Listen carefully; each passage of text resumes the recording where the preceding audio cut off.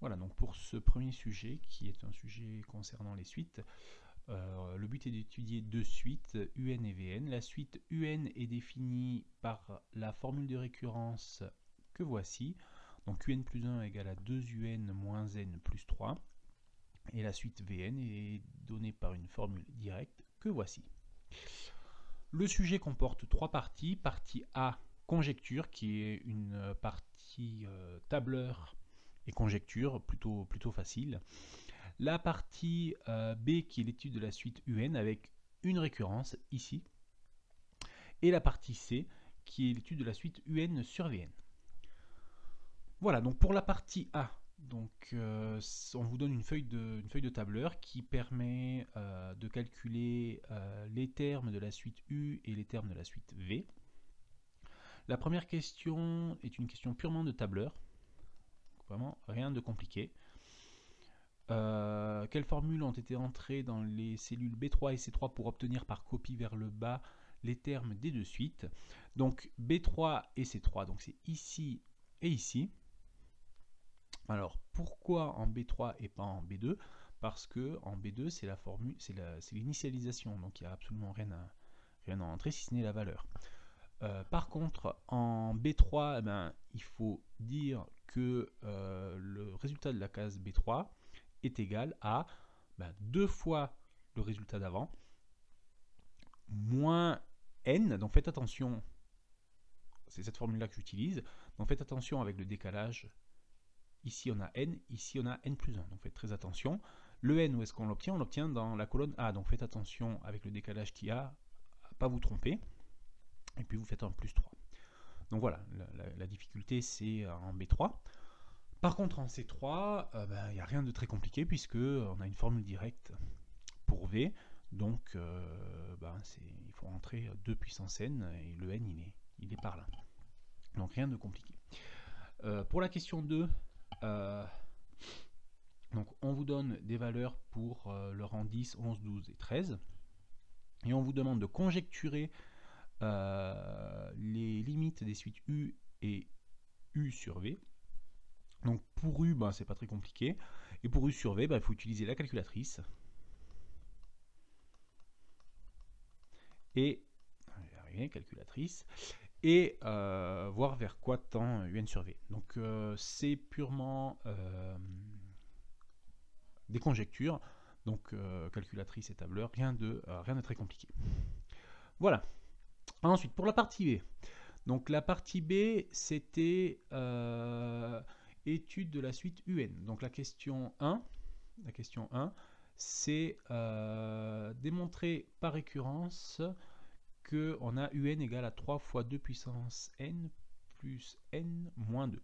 Donc la démonstration par récurrence, ça implique de démontrer une propriété qu'on appelle PK. Donc PK, c'est l'égalité UK est égal à 3 fois 2 puissance K plus K moins 2. Donc voilà ce qu'est PK, la propriété qu'il vous faut démontrer, c'est l'égalité. Et donc le raisonnement par récurrence, vous savez comment ça marche, il y a trois choses à démontrer: l'initialisation, l'hérédité, qui est l'étape la plus compliquée, et la conclusion. Donc pour l'hérédité, vous supposez que PK est vrai, c'est-à-dire que ce résultat-là est vrai.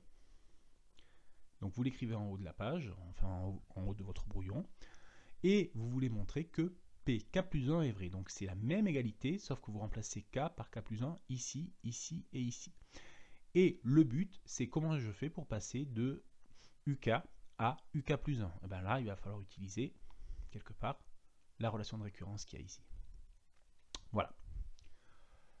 Donc ça, je vous laisse faire. C'est pas très compliqué, mais faut faire attention, et normalement, on tombe exactement sur le bon résultat entre UK et puis UK plus 1. Voilà. Ensuite, pour la question 2, on vous demande de déterminer la limite de la suite UN. Là, vous avez l'expression en fonction de n de UN, qui est ici l'expression de UN en fonction de n. Cette expression-là. Vous avez, alors, vous pouvez considérer deux termes là. Le premier terme, donc, c'est, donc j'aurais écrit UN égale à 3 fois 2 puissance n plus n moins 2. Voilà, donc vous pouvez couper votre suite en deux, ce bout-là et ce bout-là par exemple. Vous pouvez le découper en 3 si ça vous chante, mais 2 c'est pas mal. La première limite qu'il faut calculer, ben, c'est 3 fois 2 puissance n, vers quoi ça tend.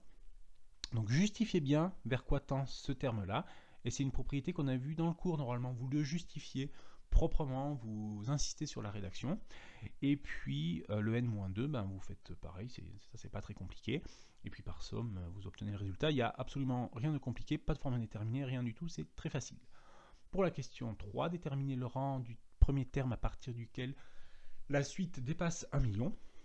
En fait, vous pourriez être tenté de le faire avec le ln parce que vous avez un 2 puissance n qui apparaît ici, mais si vous le faites avec le ln, vous allez vous débarrasser du n qu'il y a ici.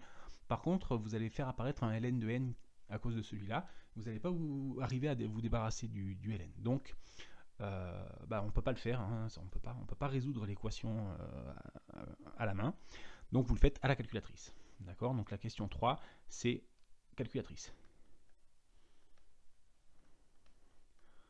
Et vous justifiez bien que c'est le premier terme en disant que le terme précédent est plus petit que 1 million et le terme suivant, celui que vous donnez, est plus grand. D'accord? Vous justifiez bien comme ça. Hein.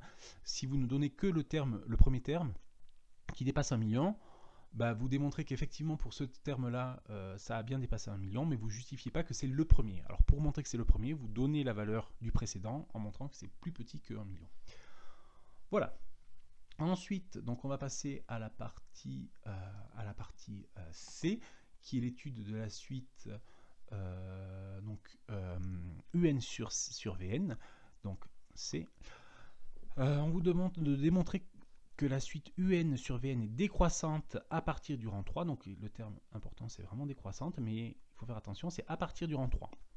Donc pour démontrer que quelque chose est décroissant, pour qu'une suite est décroissante, ce qui marche en général tout le temps, c'est de faire UN plus 1 sur Vn plus 1 moins UN sur Vn.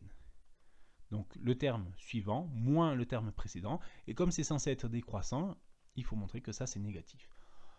Strictement ça marche aussi. Donc l'idée c'est de d'écrire ça avec l'expression que vous avez de UN ici et l'expression de Vn que vous avez là. Pareil pour UN et Vn. Alors vous faites attention, hein, quand vous remplacez les n par des n plus 1 ici et là. Vous mettez tous au même dénominateur, vous simplifiez l'expression, et normalement on arrive à une expression dont on étudie facilement le signe. Donc là il n'y a pas de difficulté pour la première question. Pour la deuxième question, on admet que pour tout entier n supérieur ou égal à 4, n sur 2 puissance n est compris entre 0 et 1 sur n. Donc là, c'est une indication qui va être utile forcément pour résoudre la question. Déterminer la limite de la suite UN sur Vn.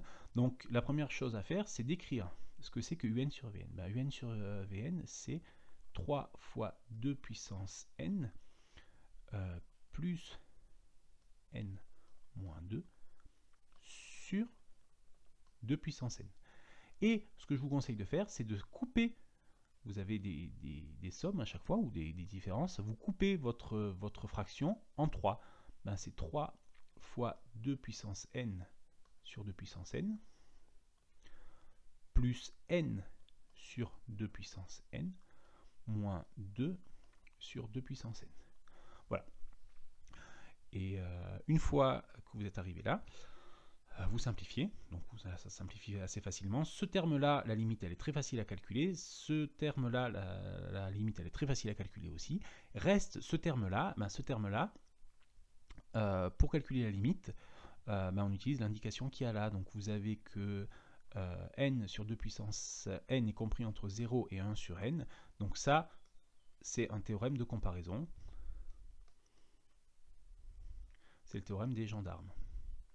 Et donc vous utilisez le théorème des gendarmes pour donner la limite de n sur 2 puissance n, et à partir de là, par somme, vous en déduisez la limite de un sur vn. Et une fois que vous avez calculé la limite, vérifiez bien que la limite que vous obtenez coïncide avec l'expression, enfin la limite que vous avez conjecturée ici.